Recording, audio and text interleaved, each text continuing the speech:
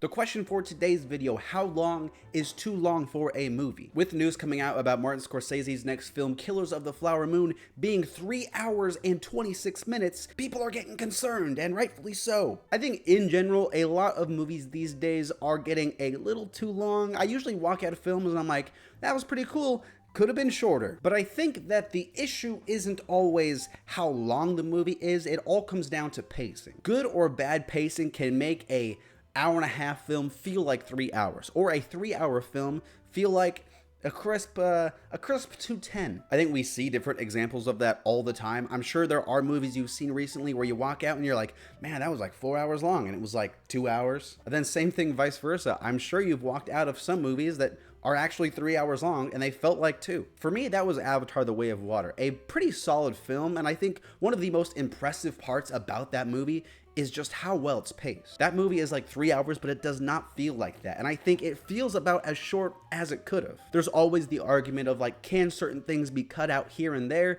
But I think if it's entertaining and if it's serving characters, I don't think that's an issue. I think the problem kind of comes up when you have boring stuff that might not feel important. Like for Avatar, you could say, we don't need the whole like whale training, like, oh, be my best friend, bro, like that kind of thing montage. But again, it added to the character, it added to the world, and I was cool with it. Another film like Avengers Endgame paced incredibly well. Because the pacing is good, yes, but also because it's just damn entertaining. You're always looking forward to what's next, and the film always delivers something cool. You go to New York, the flashback to 2012 Avengers. You go back to get the Pym particles, we get some cool interactions with Iron Man, with Howard Stark. The film always goes on, and there are a lot of different characters, so right when you think you're getting bored of Captain America, bam, Thor, bam, Rocket. It's always moving, and I liked that. So I think with a film like Killers of the Flower Moon, it's tough because you don't want to be just excessively long because, you know, you're just really feeling your movie and you're like, man,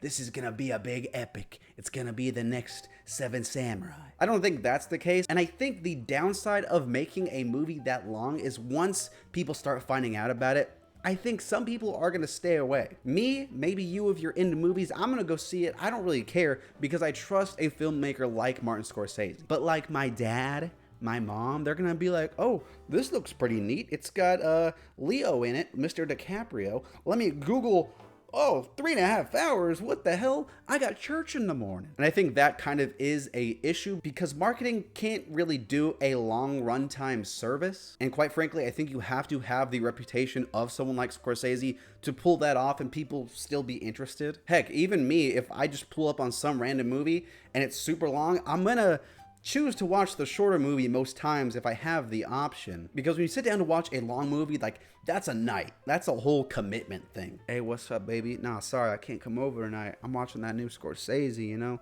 Leo's going crazy in this one. Kind of like that. Name some long movies that feel short and some short ones that feel long in the comments. Let me know them. Thanks for watching. More videos all the time. Every day, pretty much. I try.